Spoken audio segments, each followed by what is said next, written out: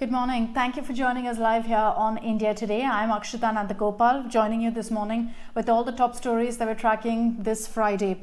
Unfortunately, what I have lined up for you is a whole lot of bad news. A lot of updates that are coming in, particularly from Punjab. But these are stories that you really need to know about. First is on a blast. If you haven't been tracking the news, there was one that was reported in a court yesterday in Ludhiana. It was in the second floor of the Sessions Court in Ludhiana that this particular blast was reported in a washroom. And since then, there's been a lot of investigation because this is happening with months to go for the elections in Punjab. We've seen sacrilege bids, we've seen lynching. So all of that has led to questions about whether there's an attempt to kind of destabilize the situation security-wise in the state of Punjab. I just want to run you through all the latest updates on the investigation, which seems to indicate that this was a terror attack. That final confirmation is awaited from authorities, but the preliminary investigation has revealed that high-grade explosives were used and that the bomber perhaps is the one who died in the incident. They're suspecting this was an IED also that was used to trigger the explosive. Because the lawyers were on a strike that day in court, the casualty count wasn't as bad as it could have been. What is also being looked into right now is whether a Khalistani group based in Pakistan is actually behind this blast. But as I mentioned, right now, preliminary investigations, we're getting you the latest updates really as and when things progress. The forensic team is at the site at this point. But as I mentioned, the suspicion is that the one person who's died in this blast could have perhaps been the bomber. There are attempts being made to identify him. There's one tattoo that they've been able to find on his arm with which they're trying to get more details of exactly who this person is and whether he is the one who perpetrated this particular attack as well. So we'll be getting you up to speed with all the latest on the Ludhiana blast. There's also one incident that I want to talk about from Punjab, one that there's a lot of anger over in social media from Kapurthala. This is in Punjab and this is where there was allegedly a sacrilege bid that happened a few days ago over the weekend. Now after that, one man was lynched to death. And the post-mortem report here has given really gory details about exactly what happened. There were 30 injuries on his body, sharp injuries, looks like sword cuts. So the mob around him, at least going by what the post-mortem report seems to suggest, had swords and they kept slashing at him, and he had about 30 injuries on his bodies. There were deep cuts, according to this report, on his neck, head, chest and hip. This is what the autopsy report has said. This man is yet to be identified, but his body has already been cremated because the authorities said that nobody's come forward to claim him, to claim the body. So that's why they're saying that he's not been identified yet. But believe it or not, this kind of a lynching which has happened to the mob in a public place, there's been no one that's been arrested yet by the police. Not one person has been identified and taken into custody. For the longest time, the police maintained that right now the investigation is too preliminary, can't file a murder case, etc. And at this point, none of the accused for a person who was lynched in public have been identified.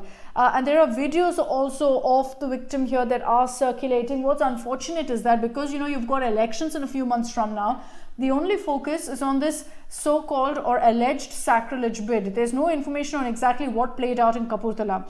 So at this point, the focus is on investigating that and not into the murder, not into the lynching. Similar incident had happened to the Golden Temple also, just hours before Kapurthala. There too, the man who was lynched to death is yet to be identified. Now, there is also another story that there's been a lot of talk about in social media, and it's shocking really if you see the videos and clips that are doing the rounds. This is a hate speech that happened at an event in Haridwar. It was a religious conclave of sorts, and there are clips which are going viral. I really don't want to get into exactly what they've said because it's vile to say the least.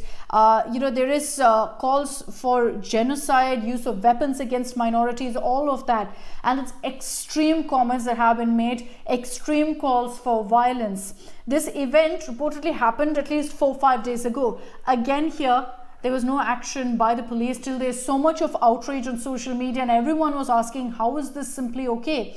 What's also adding insult to injury is the fact that many of the people who attended the conclave, many of the organizers have said there's nothing wrong with what they said. They remain defiant, maintain, yes, that we back our comment about ensuring that we have weapons to take on minorities, to arm ourselves. These are some of the comments that were made, and there are so many videos that are doing the rounds on social media. If you haven't seen it, it's shocking that these kind of comments can be made. There are statements out and yet nothing's been done. A case has been registered, yes, an FIR has been registered now, as I mentioned, because of all the outrage that peaked over this incident. There have been no arrests. The FIR doesn't name a lot of people. There were many people, huge crowd that you see there in the conclave. One person has been named in the FIR and several others unnamed at this point. But some of the organizers, there was Hindu Raksha Sena's Prabonand Giri who was there, Sadhvi Annapurna, none of them have been named in the FIR. They've spoken out very publicly to the media, very defiant, having no need whatsoever to apologize for what they have said. And all of these stories, like what's happened in Haridwar, this hate speech, what's happened in Kapurthala, the murder, the lynching, all of it, of course, has led to this huge discourse of what's really happening in the country. There are videos of these incidents that are going viral on social media. That's finally prompting the cops to act. But simply enough is not being done. These are stories that we're tracking closely here on India Today. And of course, join all of you in demanding that there be concrete action, that all the accused be identified, because we simply cannot have this kind of violence or even an open call for violence, for genocide being allowed. And as we get you the latest on this, I also want to get you a quick update on the Omicron variant, considering we're also worried about it and how it's spreading across the world. Yesterday when I spoke to you, it was about 230, 250 odd cases. It's crossed the 300 tally now. So it is spreading fast. But right now, going by the cases that we have and of course our population, it definitely seems like it's under control, and we have to ensure that it stays that way. Christmas Eve, on Christmas, let's ensure that we don't throw caution to the winds. We all have to be particularly careful. And I'm not sure if you remember that in the second wave, when it hit us, at least initially, it was poll season. And amid that, you had these huge, massive political rallies where people weren't wearing masks. There was no question of social distancing. In the run-up to the UP elections, it's similar scenes that are happening right now. And that's why the Allahabad High Court, there's a huge debate over this as well. The Allahabad High Court, not passing an order, but rather has made a suggestion that perhaps the Election Commission should consider postponing the elections because of the Omicron threat.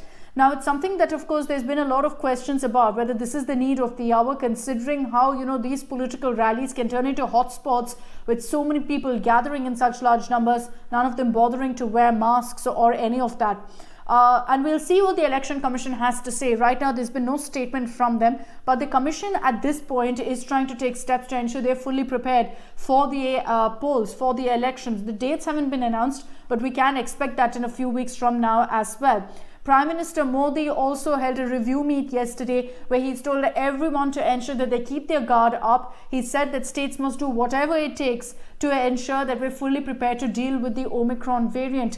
And he said that every person also must be cautious. And it's a very important message because all of us play a huge role here in ensuring that we contain the Omicron crisis as well and ensure it doesn't get as bad as it is currently in the United Kingdom, in several parts of Europe as well. Again, just a reminder to all of you, Christmas is tomorrow. It's Christmas Eve. Don't go out and, gather in large numbers, because the last thing we need is a massive outbreak of Omicron for, this holiday season to turn into some sort of a super spreader event.